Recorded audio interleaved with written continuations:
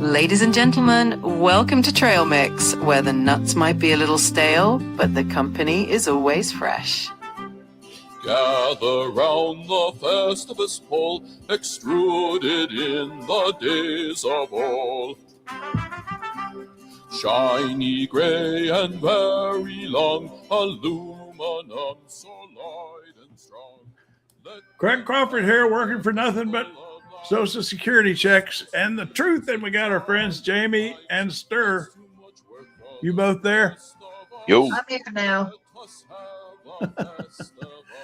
This is what Pat D had on for us on Trail Mix first this morning, this Festivus song. I put up the clip for the source of how Festivus was created. Yeah, tell us more. I was a little busy. I didn't actually read it. Yeah, it was cute. How was it created? I really don't know anything about it. On Seinfeld, what's his name's dad?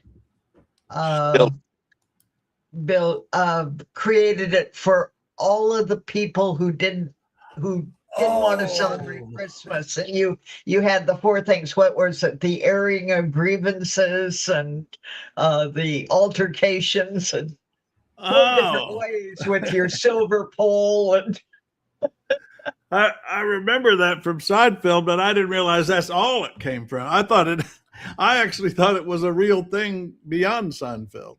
No, I think it was Stiller's idea. In Seinfeld. What was that? But it was based on the writer's childhood. Oh. Yeah, the writer is Stiller. I heard Stiller had something. Yeah. Oh, Stiller, you mean? Yeah, because he had something. It was based on his childhood, and he wrote that episode about how it came about from his dad. Now your avatar here, Stir, is Jamie thought it was an outhouse, but you're saying it's a garage. Yeah, when you look closely, you can see the car parked in there. Oh, okay. Rather than a person parked in there. Yeah, that's it. Those are brick blocks, terracotta blocks salvaged from the Navy Yard. Huh. Oh. Well, here's what we got going on among many other things is I guess we've just lost CBS, folks. I used to work there, I worked for CBS for 4 years. Well, CBS may lose all of their employees if they keep it up. Yeah. Well, that might be exactly what they want. to replace them with their own. Well, what bothers me is all of my favorite dramas are on CBS. Otherwise, I'd dump Paramount Plus, but I can't. Virtually everything I watch during the evening is on there. Really?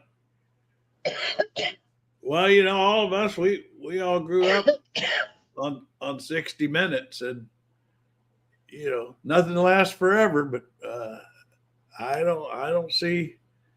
Like you say, I think the strong journalists are just going to be driven out, and they'll be replaced by the people like this woman who pulled this stunt of killing. A new president comes in, and look at all the crap he's going to have to undo.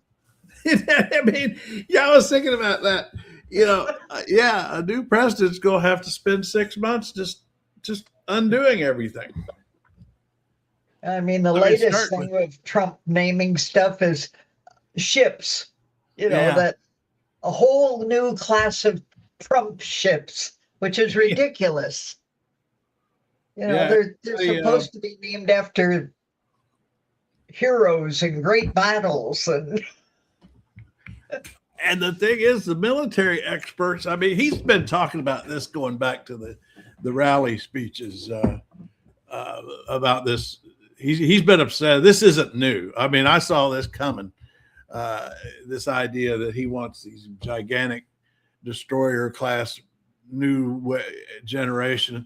And the military experts, going back to when I was reading about it then, they all are saying that's it's just a silly waste of money. That's not the kind of Navy that we need going forward. Right. We actually need a lot of smaller ships that are more mobile and quick to move around, and also drone ships. They're unmanned naval ships is the imperative more than just as it is in and the Air Force. I mean, so Yeah, to put up, maybe a carrier if you wanted to fly planes off of them to somewhere.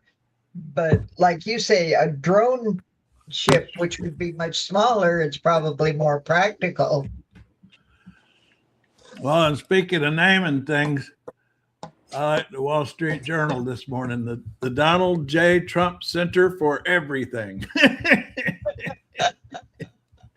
Only Congress has the authority to rename the Kennedy Center. They actually, this editorial picked up on something I hadn't seen. I had looked at the underlying law that created the Kennedy Center, and it's just no question that that law makes it clear only Congress can change the name.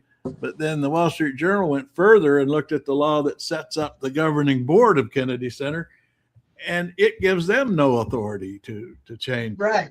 So you They got have two no ways. standing. It's strictly Congress. And then you got what Pat D tossed on the other day is then there's a statute on desecration of federal monuments. Yeah, that one. What was the cartoon with replacing Lincoln's head with Trump's head? Yeah.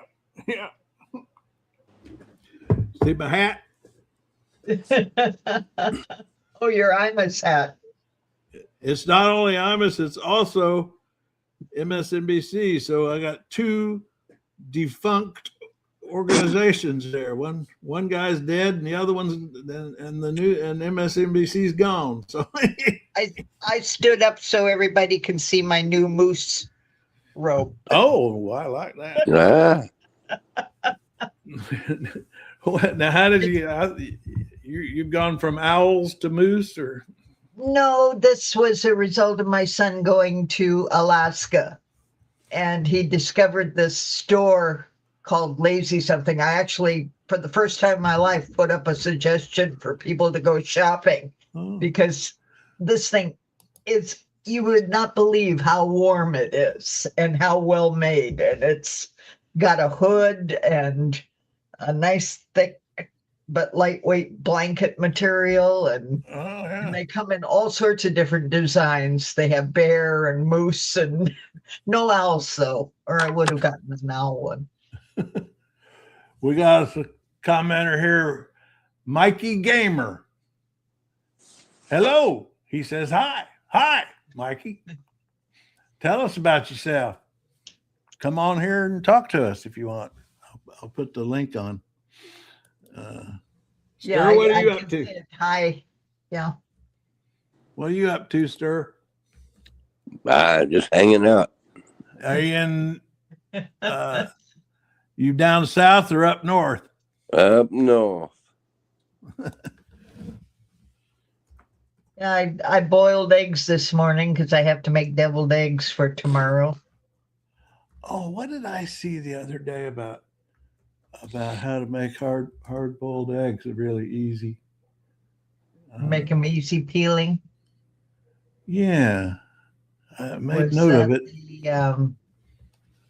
Oh shoot, baking soda method. Oh, I don't know. I no. I don't remember. I made a note of it somewhere to try it because.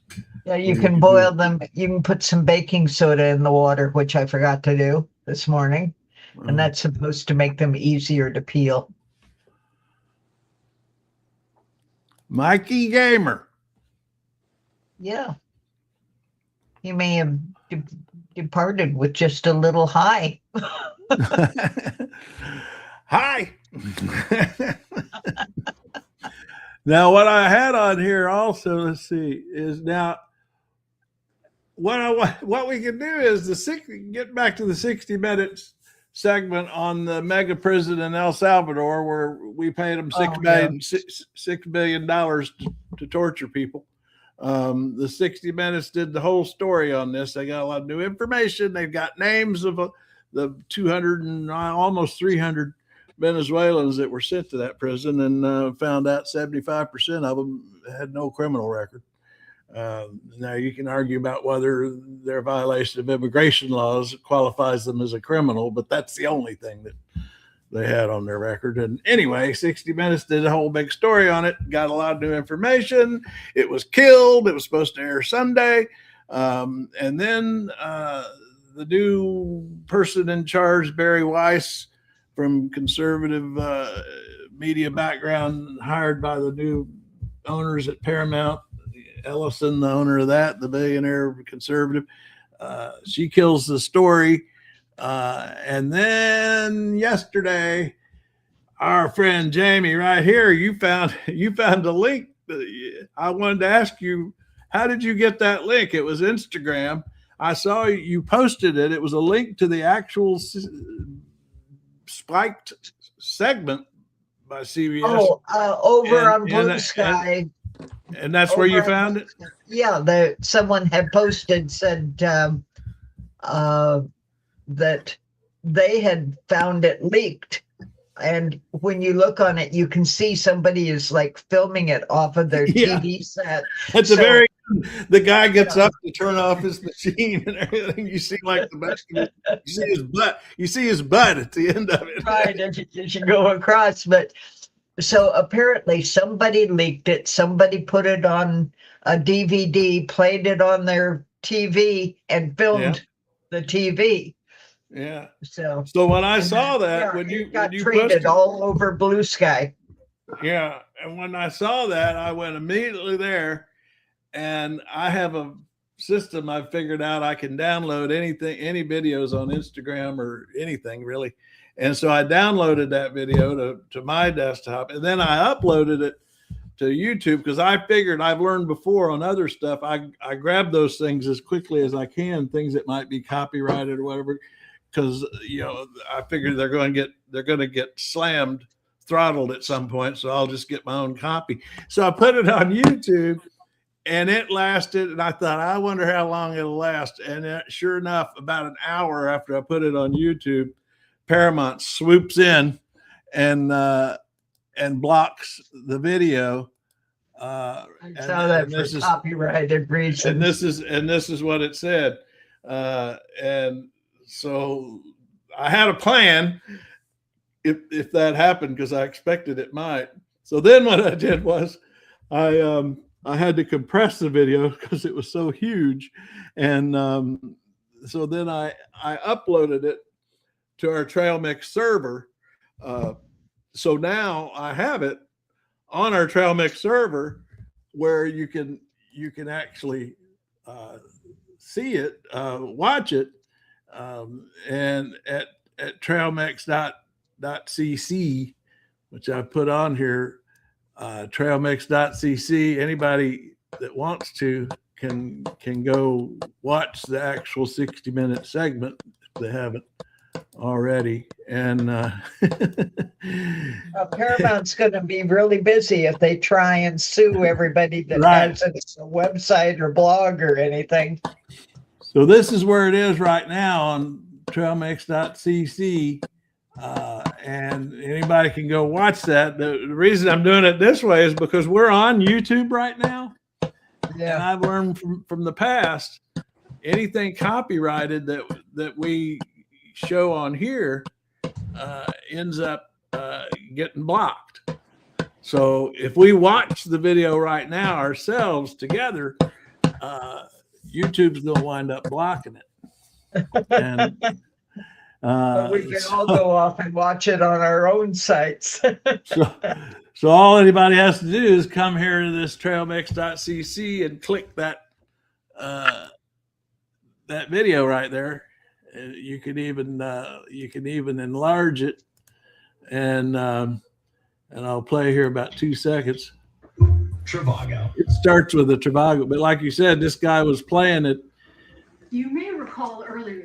And I'll stop there so we don't get slammed. But this is the world we live in, trying to get real information now.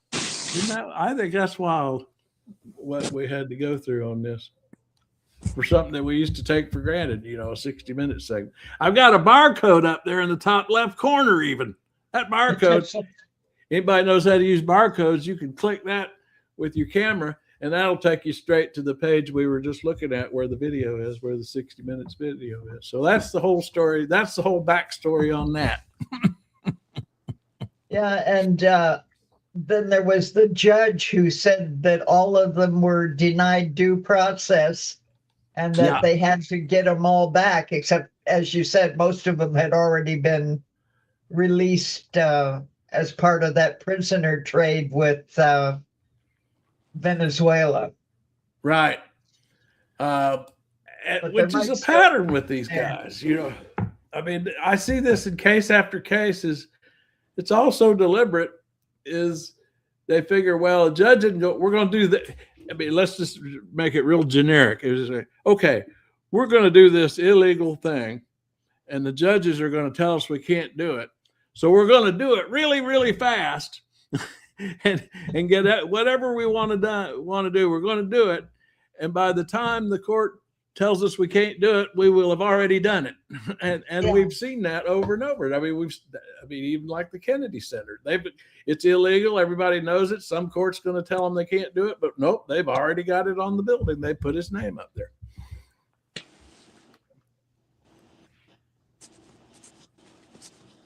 Which is, my opinion of this man started out really, really low back in the Apprentice days, long before there was ever the ride down the elevator, and it's just gone deeper and deeper into hatred ever since. I mean, talk about people who had absolutely no business being elected president, and how many people he had to delude to get there. So I'm there with you. So I guess we all have what they keep calling the Trump derangement syndrome. Oh, I've been called that now regularly by people that on the right that I used to have good relationships with. They're all telling me I'm suffering from TDS. Right. That they get their talking points, and that's one of them. And but I love this cartoon that I think Pat found. It's like it really. So I mean, that's the MAGA people are the deranged ones. That convention that they just had with the huge split between the racists and the ones that are trying to stay relatively sane Republicans. Well, yeah, they really the main split is over support for Israel, apparently, I guess. But yeah, the racism stuff too. I mean, J.D. Vance, what was his line in his speech at that thing in Phoenix, a turning point, where he said, no longer do white people have to apologize for being white. I don't know what he's But then there's also his statement about anyone that calls his wife's name can eat shit. Yeah, and it's like, pick a side, guy. Yeah. Are you opposed to racism or anti-Semitism? I mean, they are all scrambled up. Who do you want to hate today?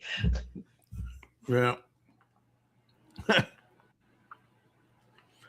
Oh, W. Jack's in the house. Oh, we're assholes. Okay. Oh, you reading the comments? Yeah, John Bain. Oh, we are all assholes. You got here just as soon as Jack arrives. Look at here. We got this comment, Jack. You are assholes. Well, how's that? Happy morning. Happy morning to you. It takes one to know one. Yeah, that's a thought through response there. Well, some people don't have enough brain cells to really put these thoughts together. Well, I have diminished capacity myself some days, so I can understand where they're at. Yeah, we got Stir got him an avatar here that's a outhouse disguised as a garage. Oh, that's who that is.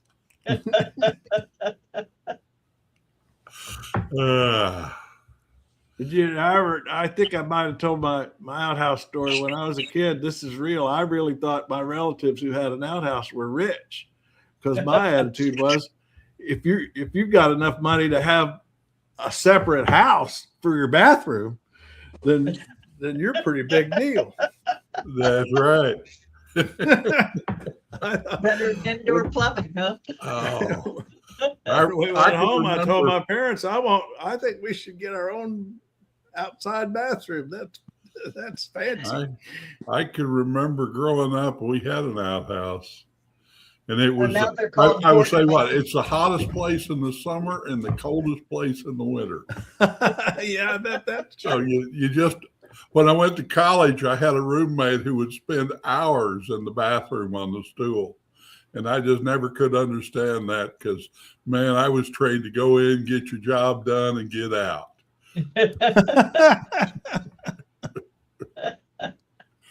Yeah, I had one uncle who had a raisin ranch in Selma, California.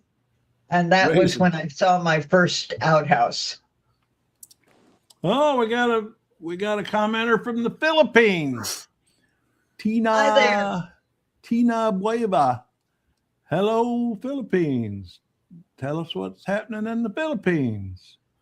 I've got the link here if you want to join us.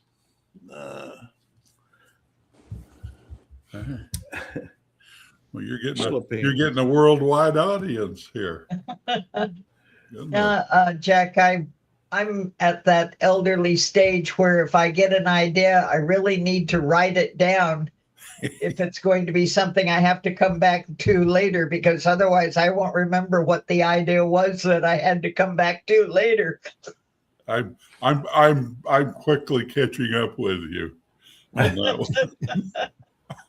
Yeah, it's not that I don't. My problem is walking across, going from one end of the house to the other to do something, and getting at the other end of the house, trying to remember what it was I was going to do. Well, and then there's the whole issue of word retention.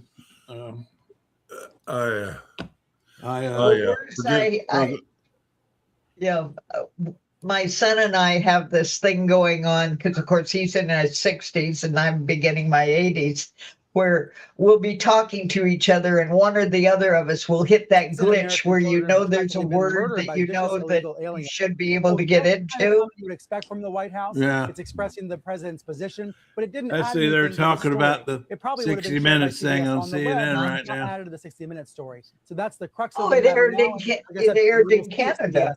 Ever decides to air the report. Yeah.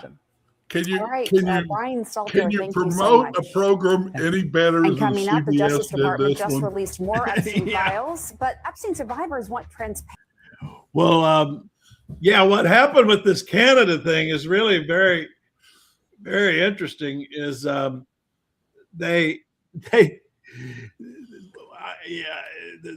thing about these fascists is that they're still getting up to speed on how to suppress information.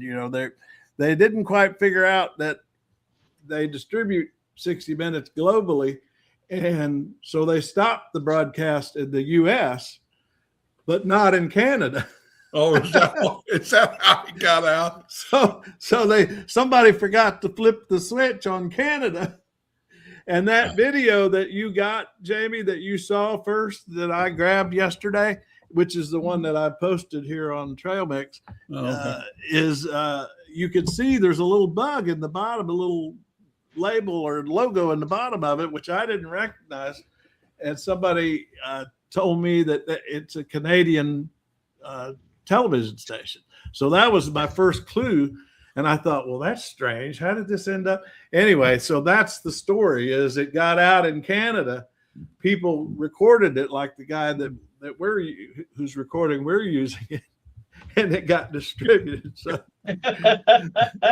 if you're gonna, it's like Keith Olbermann said, that maybe Barry Weiss, the executive who made this call to kill the story, maybe she needs to learn a little something about TV, if she's going to be suppressing TV shows. Yeah, we all learned that about movies. If you put up a whole bunch of people protesting in front of the theater, the movie becomes a hit. Yeah, well, I mean, Right. That happened with Monty Python. Yeah. It's the old Nixon thing. It's not the crime that gets the attention, it's the cover-up. I Yeah. remember when the Last Temptation of Christ was getting protested everywhere under the sun, and now it's one of the Oh yeah. things you can see easiest on streaming. And Monty Python, the one that was a takeoff Life on of Brian. The Life of Brian. Yeah. The Catholic Church boycotted that in the U.S. and I've heard John Cleese talk about how that movie just skyrocketed after all those protests, and a lot of theaters refused to show it, but still, it just took off. All right. What's found it. Commenter here? Stanley send out free Trump rallies real? I don't know what that means. Send out free trial. I don't know. I think maybe there's a missing noun or. What did you say, Stir? Stir said something. Oh, I found it. The Life of Brian. What about it? Well, it was at theaters. Oh yeah. Oh yeah.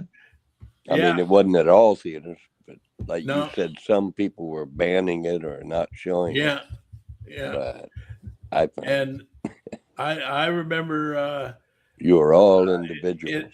I was in DeLand, Florida at college, and our local theater banned it and was supposed to show it and didn't. But we drove to Orlando, which is an hour away, and we were able to watch it there. But we were determined to watch it because of all the news about it being banned, Well, I had to see it. Yeah. Oh, that's a great movie. And that look on the bright side of life when he's on the cross and he's I crucified. like you are all individuals. Right. Oh, that speech that's is one. fantastic. We are all individuals. Yeah. Well, that's the thing. They made fun of almost everybody in that movie. Yes. Whether you're right wing, left wing, or centrist, or whatever silliness you were. It was Now we've George got it. Harrison that made that film possible. Yeah. Is that right? George Yeah, Harrison. He financed it, a good part of it. Oh, Yeah, really? I think I heard that. It was. Oh, and things that brought up news that had me go hunting was the whole comment about not ashamed to be white anymore and how we were founded as a Christian nation. So, of course, I had to go back and find the first synagogue from the 1600s. And so I looked to see if any signers were Jewish, and they weren't, but they paid for it. They named a man, Saul something or other, who actually financed the revolution before the French got in. And I can't think of his name. Levi. It was Yeah. the guy who bought Monticello after Jefferson died.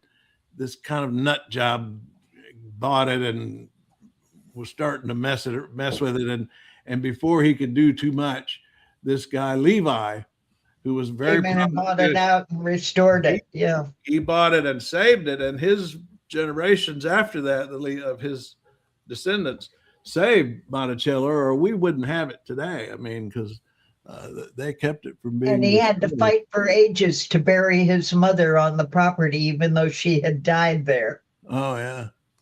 Yeah, Now- so she is now Now we in the got- Jefferson Cemetery. Now we got Sandra How are you? We are fine, Sandra. Talk to us. Come back and get online. All right. And then we got Much. We're calm. Oh, Lordy. How do we pronounce that? How do we pronounce that? I'm good. Oh, here we go. This is a lovely, calm stream. Well, I agree with that. Although I really need some help with that. Muichirio Tokito. Okay. Anyway. Well, we're definitely different. Yes. We're We discuss hot politics quietly. well, I think it's the fact that we're all old. You know, it's just too much trouble to get radical. It's like the logo I came up with for my plain thoughts videos is room temperature truth. You know, with my dentures, I'm still struggling with two S's. Truth. That's about the only thing I got left. That's the worst. Learning how to talk again with dentures is a bit of, it's not tough, but it's a thing. Well, that's why I told when my dentist pulled all my front teeth were bad, and he pulled them. And before we got the dentures in, and I was speaking without them, I said it was so much easier to speak in my dialect, my Ozark dialect. And so really? I wonder how much of our dialect that we learn as children is just the fact that the old folks didn't have any teeth. Well, you know, I did learn somewhere that that's why a lot of the photographs of the older generations, you know, they look so stern and so mean. A lot of the photos that's because they never smiled because they had such terrible teeth. They didn't want to show their teeth, or none, so that their mouths or none, right? Caved in. You know, you have that funny look of no teeth. Yeah. Of course, there's also style in that too. And I look at some of the old pictures back to the late 1800s and on up, and each generation had a different style of the way they took pictures. You know, the pose they did and all that. Does everyone remember the comedian Moms Mabley? Oh yeah. She doesn't get her credit. What was that, Stir? Here come the judge. Was that hers? Here comes the judge. I think that was hers. No, she got it long from before somebody then. else. Yeah. Now, Moms Mabley was the original because she had no teeth and that look to her. She was actually. Did you ever see her out of her? Yeah, she was actually a pretty woman. I think you're thinking of the lady with the price tag on her head. Her hat. No, that's somebody else. No, I'm talking about Moms Mabley when she was out of all her costuming. There's a few photographs. I saw a documentary. Whoopi Goldberg made a little documentary about Moms Mabley, which was real nice. I mean, it was really interesting, and they found some old photos of her. She was kind of glamorous and off stage when she wanted to be. I found one with her pearls and everything. Yeah. Yeah, she was a pretty lady. Yeah. Well, that continued. I think all that movie, you know, those character actors and stuff, you know, they put on their costume and they did their thing and then went home and were somebody else. Well, like Phyllis Diller was that but Phyllis Diller was she said that, you know, she discovered that she started doing stand-up at like conventions and stuff, and she found that the men thought she was real funny, but women did not. and what she discovered is I don't remember how she said she came up with this idea, is that if she turned herself into that, ugly character with the crazy wig and all that all of a sudden women thought she was funny. Well, she was always talking about her husband. What did she call him? Yeah. Bang. Yeah. Bang. Yeah. But getting back to Mom's Baby, she was really the forerunner. They talk about Phyllis Diller as being sort of the pioneer of women stand-up, but they kind of leave out in doing that chronology from Phyllis Diller to Joan Rivers. They kind of leave out Mom's Mabley, which is why Whoopi Goldberg did the documentary on her, because she wanted her to get her due. How did we get on that? That's why I objected so strenuously to the complaints about DEI, that allowed people to finally see all of these history and performers and what have you that had been erased by the white history. And so when people started putting it back into history, they got all upset because it was DEI. Yeah. Yeah. Yeah. Well, now, before we get too arrogant, to in ourselves, this person praising our stream, let's not forget this fella called us assholes. Oh, did you see the new statue that was going in for Virginia that replaced Robert E. Lee? Oh, no, I haven't. Oh, it's Robert E. Lee was removed by the state of Virginia. Of course, they kept Washington, and the statue, because each state gets two of them. So Robert E. Lee has now been replaced by the young girl that helped integrate the schools. Oh, that's what that was. I read a little something this morning about that. Are you talking about the Hall of Statues in Capitol Yes. Hill? Oh, Yes. Oh, okay. Yeah, really? I didn't realize that's what that was. Yeah, that's what it is, and she's styled with her mouth open as if she were speaking in protest and holding up a book, because what she wanted was for the schools that she went to be integrated.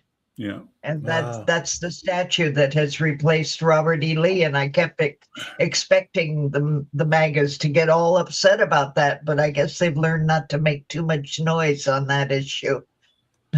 Well, it may not have got to their attention yet. Well, she was just installed 2 days ago, so probably You can not. only hate so much. Yeah, you'd think you just get tired of hating after a while. You think it would just get tiresome. Well, you've got to have a leader to tell them what to do, because they're like a sports team fan. That's all they do. They're cheering their team, and they need a cheerleader to lead them in their cheers. And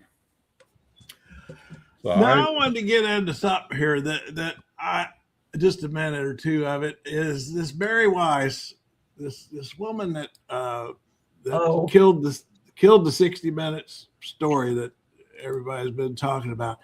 Now, she did this interview I found on the Heritage Foundation from a year or two ago. And I just want to play a couple of minutes of this and see if you can figure out what she's talking about. Because I was trying to get an understanding of where this woman's coming from, and she's got some kind of beef against elite media that she's talking about here, but she makes these really super broad points. I just want Difficult to to see what y'all capture. think.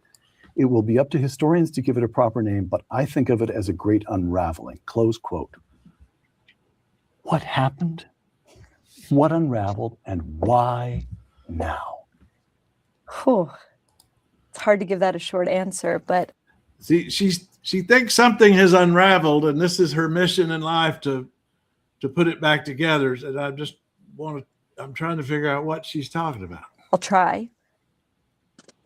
what has unraveled is the holiday from history that I think maybe all Americans were on in the post-war years. Post-Cold War. No, holiday from history. Where's she from? I don't know, actually. She doesn't sound American. Yeah. Yeah, it could I be. think I don't know what she's talking about. Well, I'll give it a little more, and then let's discuss this. I would Okay. say post-World War II, Oh, really, really? and All the right. consensus that sort of developed about America, about our role in the world, about our fundamental goodness, about whether or not American power was fundamentally a source for good or ill in the world, about America as a place of expanding opportunity and expanding freedom. You yourself have had a hand in writing some of the lines that I'm thinking of as I say this. Right. We could have used you in the speechwriting shop 40 years ago, had you been born. That whole worldview, I think, is under siege and maybe has even collapsed. And the question about when that began to collapse is not one that I can answer, because I think we're, as I said there, we're in the midst of the unraveling. Mm-hmm. What I will say is that the elite that sort of controls the sense-making institutions in this country, you know, from which lots of things sort of trickle down. I'm talking about our newspapers, our Hollywood studios, our publishing houses, our universities. They no longer uphold that broad view of the world. So you can see why, you know, Ellison wanted her to run CBS. It's one of those sense-making. She has a knack for phrases. I'll give you a holiday from history, sense-making institutions. I guess CBS is one of those, which is why she's dismantling it. So anyway, take it away, Jamie. What the hell is she talking about? Okay. What I'm thinking she's talking about is, remember in the 1950s with the whole growth of anti-communism and the various TV stations and movies and everything were projecting this whole image of America the Beautiful and patriotic and what have you. And because of all of the communist witch hunts and everything that went on, you developed two streams of thought about American history. One, because coming out of World War II, we were practically the only thing standing. Everything else around the world had been destroyed. So we had the whole market cornered of all the markets. And then when that started coming down, as more and more places in the world got back on their feet and started trading, then we got the United Nations, because now we had this alliance group of developed nations as opposed to the undeveloped ones. And everything since roughly 1950 has been this ongoing argument between who is going to control the story of what America is. And you had your right and left wings, both of them want to control it. You had your right and left media, both of them wanting to control it. And we've been at war with ourselves now for going on 70 years. And she's aggravating the war with what she's doing. She's trying to get on both sides of the fence, and it's one argument that you can't be on both sides of. You are either for individual freedom or you are for group control, and you can't have it both ways. Here's our pal from the day or two ago. Stuart is back. Stuart Gorham. I would never call you an asshole. It's a critical sphincter. It is rather necessary. Thank you. Well, Stuart. it prevents messes. Stuart, you really need to come visit us on Trail Mix. Trust us. The natives are friendly. I'll put up the address again. I actually made one special for Stuart right there. Trailmix.cc. Stuart. Anyway. Well, I did a quick look up to see where Barry Weiss was from, and she's from Pittsburgh. Really? Yeah, she doesn't sound like it. I think she has deliberately done away with her Western Pennsylvania accent. Didn't she inherit some position from her husband or something when she married to somebody that gave her a boost? I know she was at New York Times at one point and then left in a famous huff over some ideological dispute she had with them and started this conservative media outfit that Ellison bought for $150 million before he gave her this CBS job. That's the extent of what I know about it. Well, it looks like they're going to do a good job of tearing down CBS as a news organization. Yeah. You know, I think it's the whole thing with all of these mega people and all of their rich, overpriced supporters. It's just how stupid can you be? And you know, once they get out of, like with Ellison, he's out of his league and he doesn't even understand what he's doing.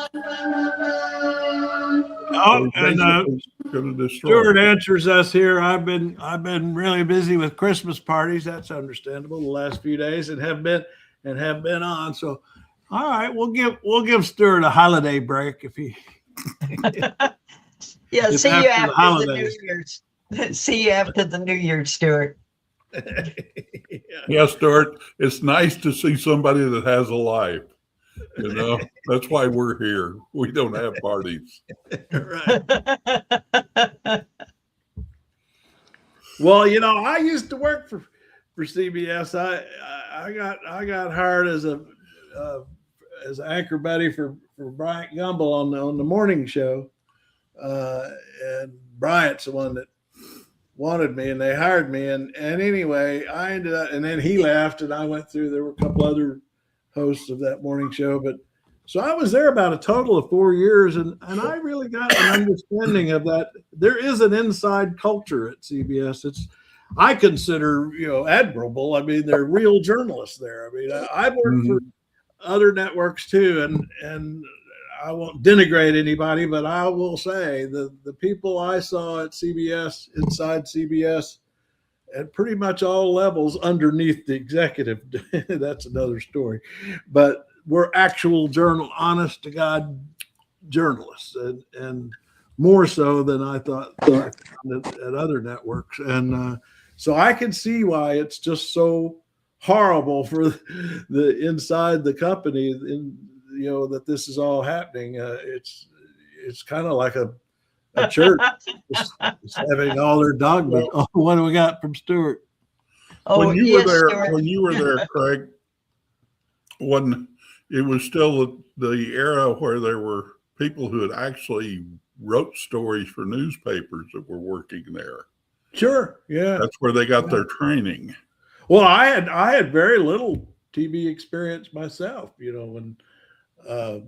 When I got, the story was I got, they asked me to go up to New York and go on set with Bryant Gumbel one morning I know what it was. It was right after Bush's debate with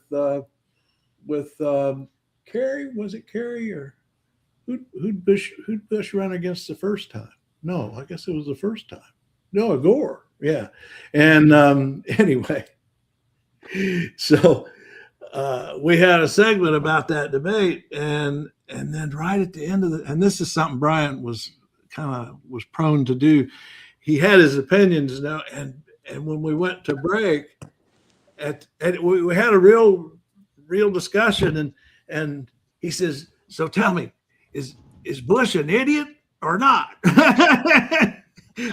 And I wasn't sure if we were still on the air. I thought surely because we had just finished, and go, but it turned out that was not on the air, and we had a little discussion. And anyway, I didn't think a whole lot of the whole experience. I mean, it was kind of cool, but I learned that they were actually auditioning people to be a permanent what they call anchor buddy to Bryant, and the Washington bureau chief told me that after my segment with him, I was like the third or fourth person that she got an email for Bryant. She said that just said, "I want him." So that's how I got hired, kind of accidentally. This is fascinating. You came this close to having your picture up on the wall next to Walter Cronkite, huh? Yeah, right. I'm reading Weiss's wiki page. Oh, yeah. She's really fascinating. You know, where she changed. She had her bat mitzvah. She went to Israel. She built hospitals in the Negev. You know, truly fascinating woman. But she got into a brouhaha with the New York Times, and that's what I remember. And her quote from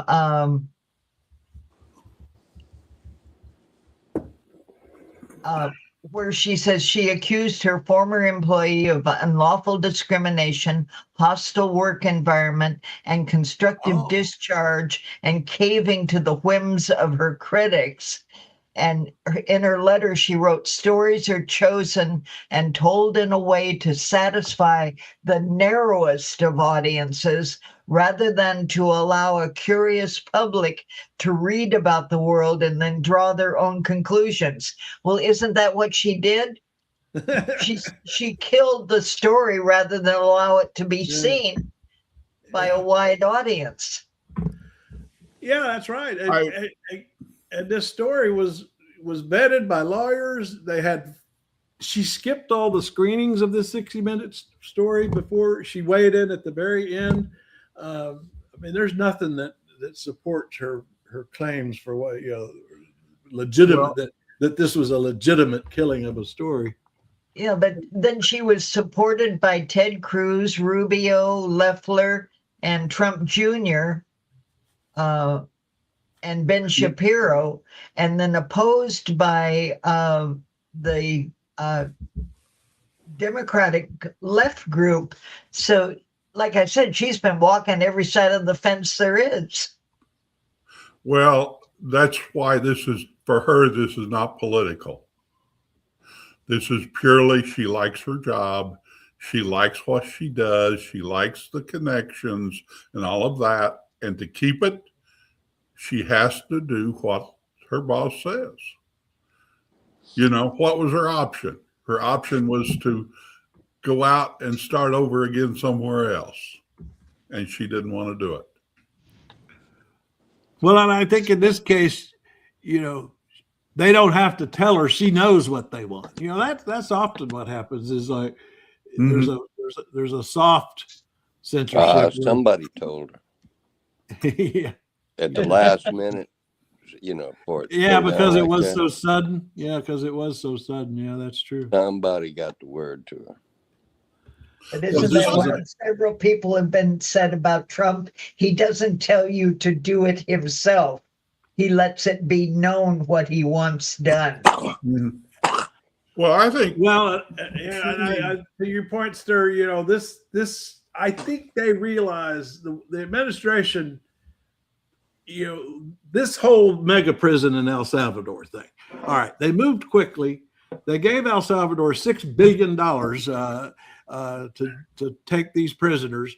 They sent 250 Venezuelans down there in a hurry without due process. We had a judge yesterday saying it was all wrong. You got to do it over. Anyway, I think the administration realized that this one was a bit of a blunder because they quit doing it. They've quit sending people there, is from what I've been able to tell. So they wanted this story gone, buried. And that, to what Stir's saying, I think they got wind 60 Minutes was doing this story and was getting into the details of everything they got wrong about it and just didn't want it told. And yeah, I think probably somebody at the White House, I'd say it might have come directly from somebody at the White House. Stephen Miller would be a possibility. Somebody called Ellison. Ellison called her. Yeah. Is the way it worked. Stuart is asking a question, and I think the answer to that is probably Johnny Carson is where you would have to go back to. Well, he did do some political commentary. It was never harsh. Since him, Well, unless you were Terry. Yeah. Well, he's making the point that also that this whole idea that that people like Hegseth, they have to be TV stars to do big jobs like that. That's what I take from Stuart's point also. Yeah. But remember the days when the couch had, instead of being a comedy routine leading into a single guest, you used to get a light comedy construction, and then like 3 or 4 guests that actually talk to each other. Yeah, and have you ever seen? I got into Jack Parr one time on YouTube, and you know how YouTube is. I watched a couple of Jack Parr tapes, and then they showed me 50 with their algorithm, and I ended up watching a whole bunch. Man, when he did the Tonight Show, it was kind of intellectual. I mean, it was great. Very much he would so. have Gore Vidal on, and yeah, he's got good books too. Who was Jack the other Parr big wrote one a few who's books. still alive, and he's on. Oh shoot! So. Now I can't think of his name, but very intellectual, very entertaining. Dick Cavett. Dick Cavett, yes, thank you. Yeah. See, between the 4 of us, we have good word retention. It's a team effort. That's what I said about when my my son and family I and sisters talking get to each together. other. Our conversations are frequently fill in the blank. But now you said you read a Jack Parr book. I didn't know. Yeah, he's written several books. One of them it had a section on Nixon. They were at a vacation in the Bahamas or somewhere, and he wrote about Nixon and what he was like. Huh. I don't know where the book is now, but Well, then we'll he make he had a good eye. Jack did. Yeah, I think he just had a kind of a erratic personality. It was hard for him to stay in the chains of a nightly show with strict formulas and all that kind of stuff. But that show it's just worth getting on YouTube to see his old shows. Yeah. Well, you got to go back to, he was in the very first stages. It's kind of like you are with your video here, where you get to play. Yeah. They haven't put their format together. Then I started making rules. Yeah. Yeah, he has at least 3 book titles on Amazon. I think the first is I Kid You Not. Are you but he's still alive, you're saying? No, Dick Cavett is still alive. Jack Parr? No, Dick Cavett. Oh, Jack, yeah. Yeah. That's another one I got started on YouTube with. I mean, YouTube can just really waste your time, because I watched a couple of Dick Cavett's, and then for a week, YouTube was like, here's another one, here's another one, here's another one. Oh, God, yes. And I ended up binging on Dick Cavett for a solid week because YouTube kept throwing me the videos. Did they have the episode with Don Adams? No, with Dick Cavett? Yeah, he tells the funniest show business story ever told. Oh, do tell. Yeah, I mean, he killed it. It was when he auditioned for Mae West. Mae West. For Don traveling Adams. show. You talk about Don Adams of Get Smart? Oh, yeah. Yeah. Oh, yeah. Okay. I don't know what I think I was And the thinking band made him smoke a cigar because he didn't like what he did the first set. It's hilarious.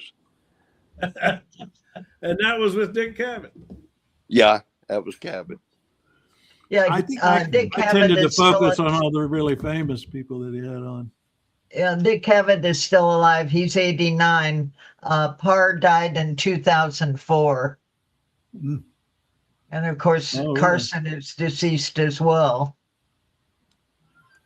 Steve Allen's gone. Stuart, I love joking around with the best of them, but I just think we need some serious people in charge of this current mess. Yeah, you think? King Solomon said it best. There is a time for everything under the sun. Yes. Well, I would just like to have some of them that have 3 brain cells. You know?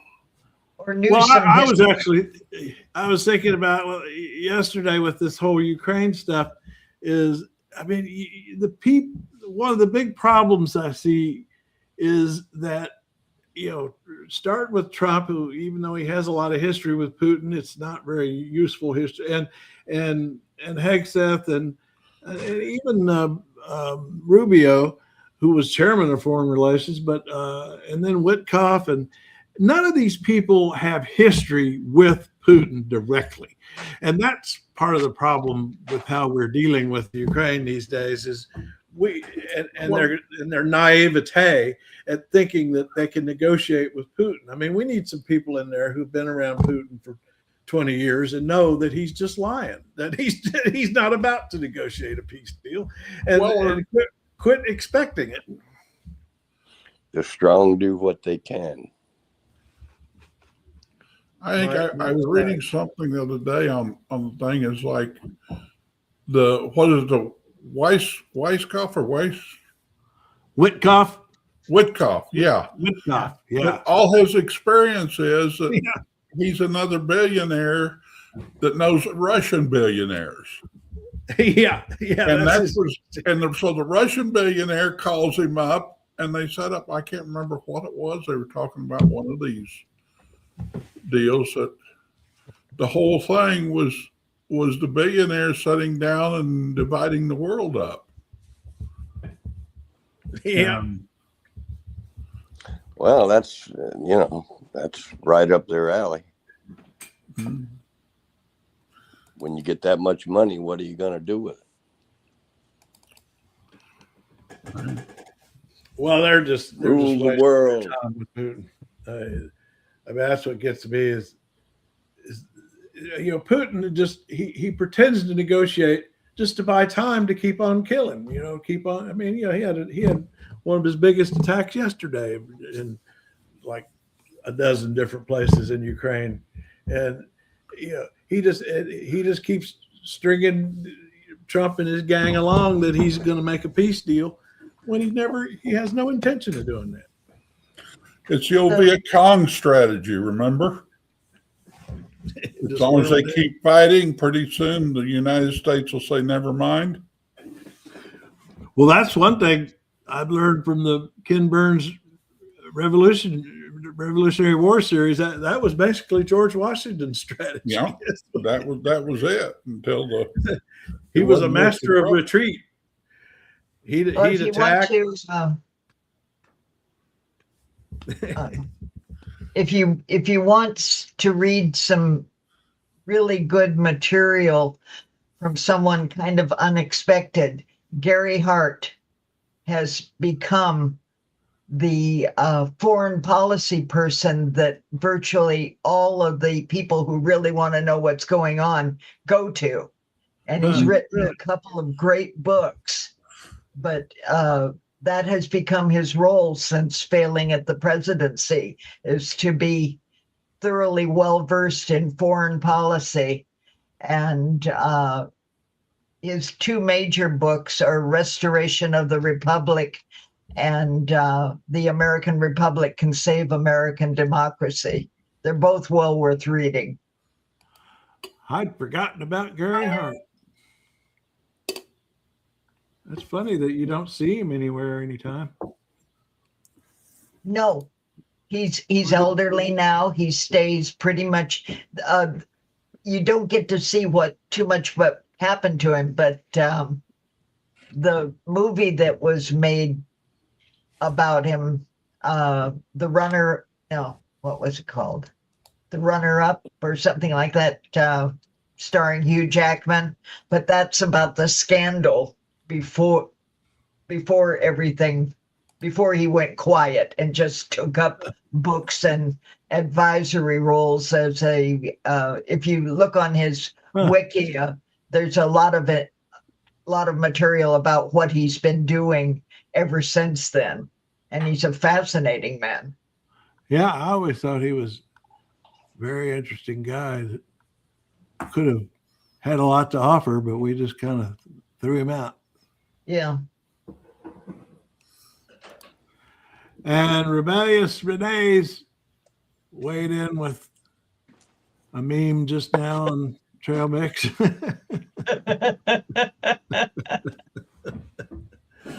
She tried to get on here the other day. I asked her to tell me if I could help. She had trouble. She tried to get on here a couple times, but didn't get through. Your typing is all over it. Can't really see the image. Oh, really? Yeah, your caption is too high. Oh, are you on a phone or are you on a desktop? I'm on a desktop on a computer, and when you speak and the caption that says what you just said, it's right in the middle of the image. Oh, you've got your captions on. Oh, that's what's going on. There's got to be some way for you to. Does anybody else have captions? No. No. See, that's something you can control somewhere, although I don't know where. Me either.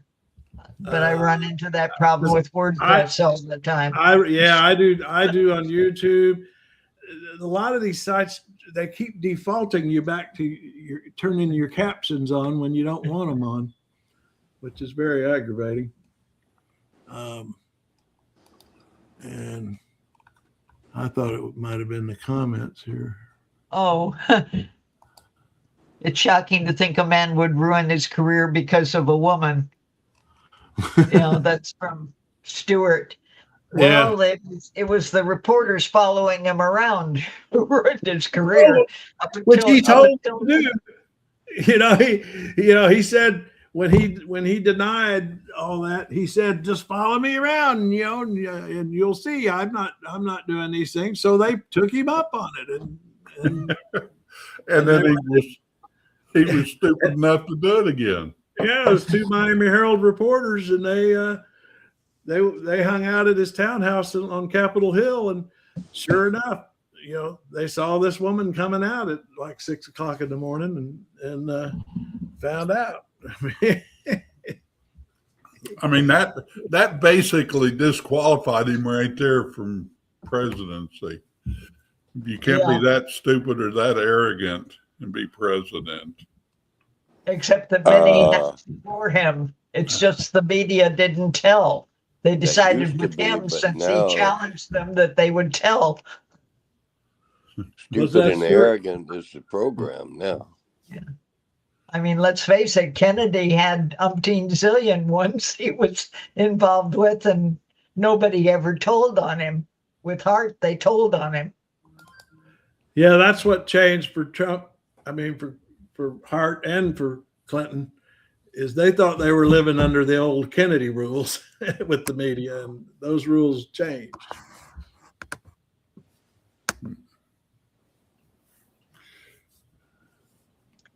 Kennedy used to have a whole lot of fun in that swimming pool that once upon a time was in the White House.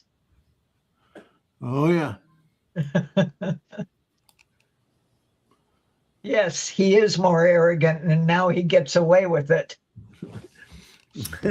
I'm not for sure any of the presidency from Roosevelt to maybe Reagan, except for Truman, could could even survive in today's media world. I mean, I I agree know with you. Johnson couldn't. Yeah. And Kennedy they'd have got Kennedy too, and Roosevelt the same way. They all had their women on the side and their crudities and their things. Oh, Blue in Dallas just reminded me of something here. She's talking about she watched the 60 Minutes link here on the trail yesterday. This is something I've seen before, maybe on PBS. That reminds me, Frontline actually did do. I had stopped at a point where they did do something on this El Salvador mega prison The Americas. right here. Infamous for its harsh conditions.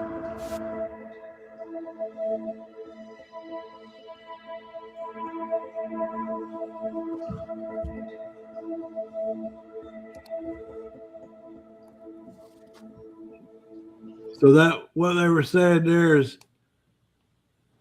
yeah. So there were 230. Actually, by the time this was done in a couple of weeks ago, by the time 60 Minutes did a story, it's more like 270. See, they just rounded up all these Venezuelans, and in some cases they just identified them by tattoos that had nothing to do with gangs. But if they had a tattoo, they assumed that meant they were in a Venezuelan gang and rounded them up and sent them to El Salvador.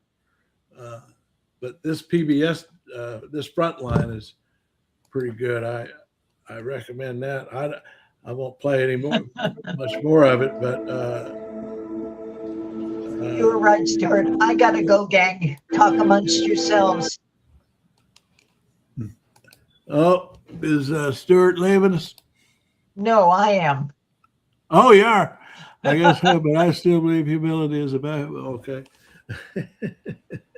Yeah, we've been at it an hour and 10 minutes. I try to keep it under 90 minutes because my shorts generator, my AI shorts generator, if I feed more than an hour and a half to it, it can't handle making 30-second shorts out of our videos. So,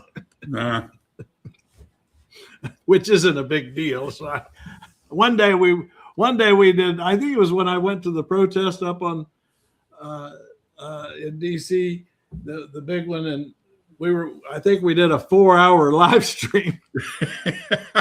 Well, I remember you and I sat there and talked for a couple hours one day. I know. When I was walking back home. Yeah.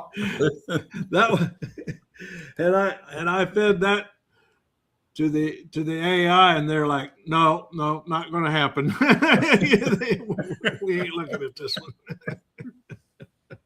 That's it. You can't tell the AI to buck it up and get busy. Yeah, right. Yeah. I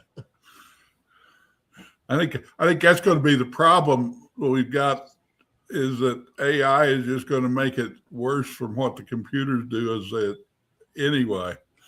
Is that AI is going to go, well, here's how you get along with us. Yeah. Give us the rules. I mean, right now I give it the protocols. I tell it what I want it. You want it, but yeah, you're right. They're pretty soon it's going to be telling us the rules. Well, basically, once you got a computer, you had to change your point of view to how the computer wanted to think, and they never quite got it to where it is a helpful mate. It's just unless you do it the way they like it.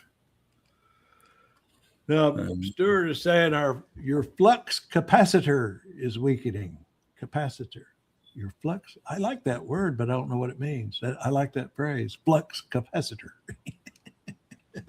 That's kind of a fun phrase to say, flux capacitor.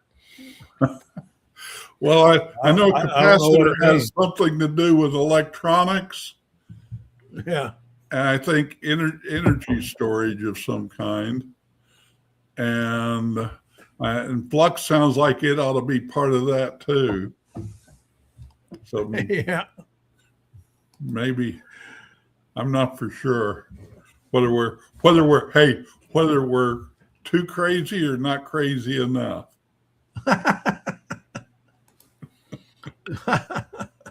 Well, I studied capacitors once in electronics school, but I don't remember it. Yeah, I've heard of capacitors, but flux. What is a flux? I know if you turn them around backwards in the model, the test model, they'll explode. Oh, Stuart is explaining. Is this your explanation for flux capacitor, Stuart? Is Marty McFly wisdom from the movie Back to the Future? So was that was a I have a break. I have a job to do. David's working today. His office is right outside my door there, but I have the printer, and my job is when he prints out something for his work, I deliver the print. I deliver it. And so all right. David's one lucky person.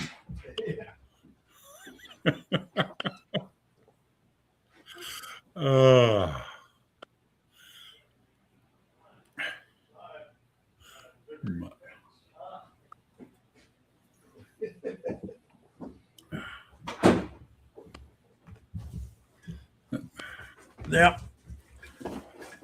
That's my job. I did my job for the day. I call myself step and fetch it. I'm step and fetch it when I get to yeah. Well, that's the thing. Yeah. As long as you take up space there, Yeah.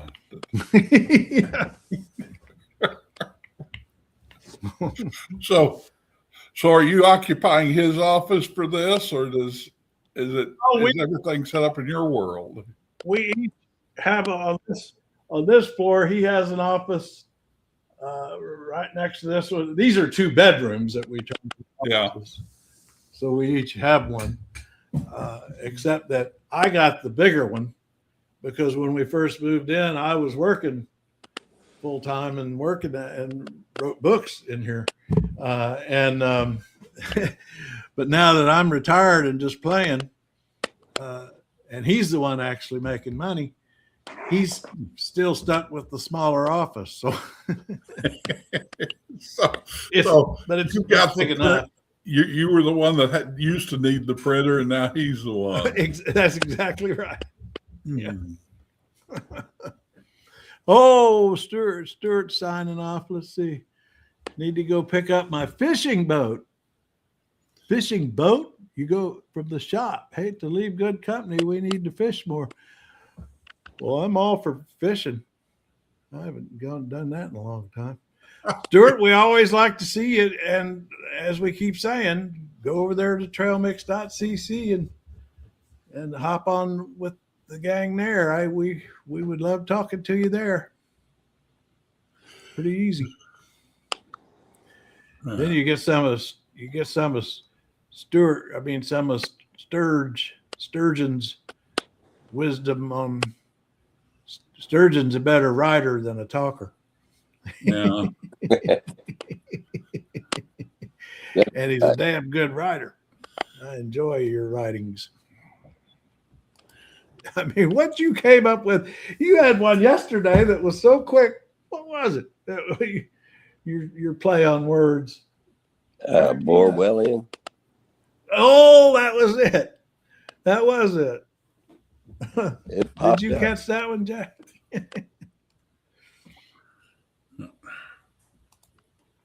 He said, I will look at your link in the comments. I'm going to put it right here one more time, Stuart. I try to make it so easy. Yeah, what was it about Orwellian? What was that line? You said it was something more than Orwellian or something like that. Yeah. And it just popped up. Yeah. Yeah. Well, I'm starting to. This is my Christmas week. I try not to do any Christmas until the few days before Christmas. Oh. That was why I was getting Yesterday, YouTube was throwing up the most interesting Christmas songs. Oh yeah, that what was that group that we got into yesterday that you put up what was it the just I don't know. I put the one I had yeah I had the one my AI. I fed it to AI and got the review. yeah they were and Stir, you said you had opened for that group somewhere. What isn't that right? Canned Heat. Yeah, Canned Heat. Yeah, Canned Heat. Yes, that's it. They had a go in what was it? With the San Francisco rock and roll people, wasn't it? Yeah, they were. Where they came out of. They just happened to be in the right place. Yeah, and they had they were part of the concert there in New York. Woodstock. Yeah, Woodstock. Well, now you said you had opened for them. Is that right, Stuart? Yeah, we did on Folly Beach in 1970.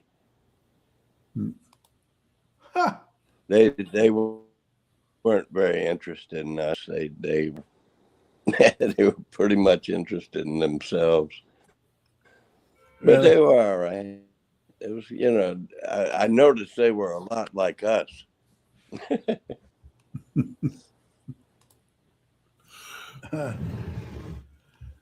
Well, yeah, that song was pretty good. That Christmas song. It was. I've got another one. I ran across it's called the Huron Carol or something like that, and it was written by a French missionary back in the early days of French settlement in Canada, and it was really interesting. I'm going to have to put it up.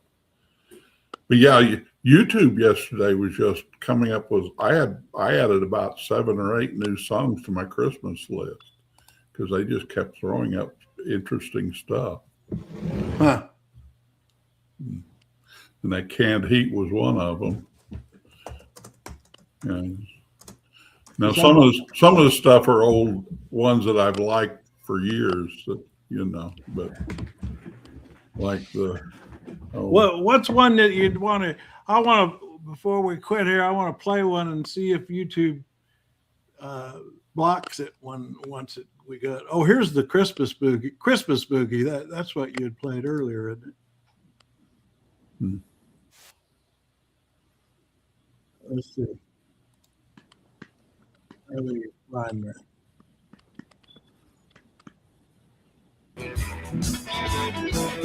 Listen, everybody, what I gotta say.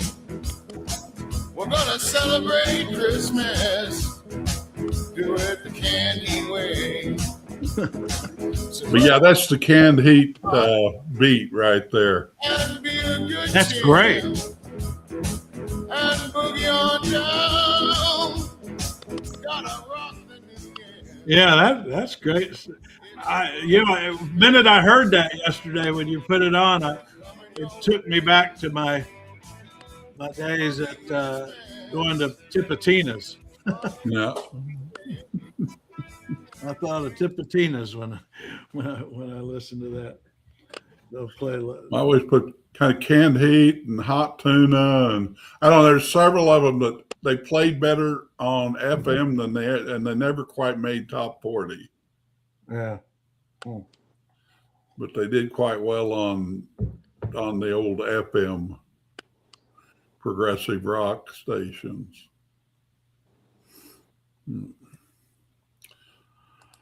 But that's old folks nostalgia there. Remember back when? Remember when? Well, I mostly do. And then if I don't, I make it up. Yeah. I have a cousin that, well, that's one thing about when people start, friends and relatives, when you get old enough, they start dying off. Then you can just make up stories because they can't contradict it. There you go. Well, Burt Reynolds, he says at the end, there's nothing but stories. Yeah. Of course, the thing on contradiction, I figured that one out a long time ago. You just look at the person and say, whose lie is this, yours or mine?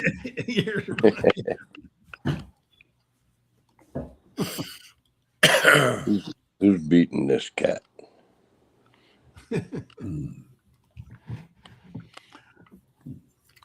Well, I'll be curious to see if YouTube tries to.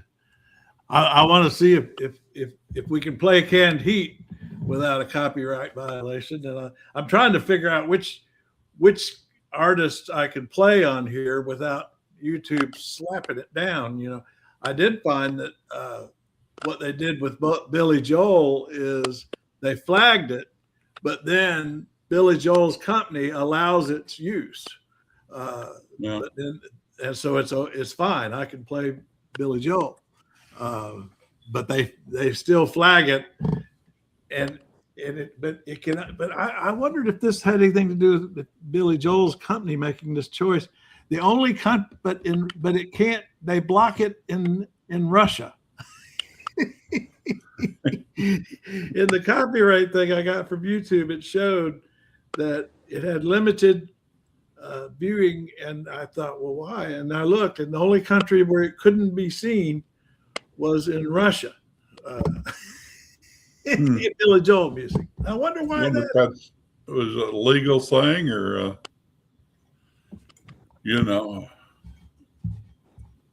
I'd like to learn more about how those things. I'm curious about those things. Yeah. But I'm finding anything.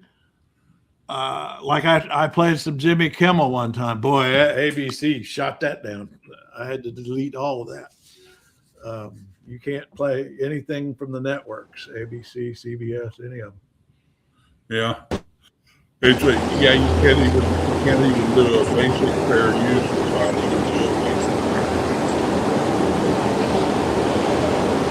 Well, I think you've not done it for the day. Somebody's making a margarita. Yeah. I think we'll just head on out with the margaritas marinade. We'll talk to you later. All right. Take care. Okay, I'm Lady Mau Mau, Craig's built-in emergency brake. If this wasn't enough for you, sign up for the newsletter. It's free, it's thoughtful, and it occasionally makes sense.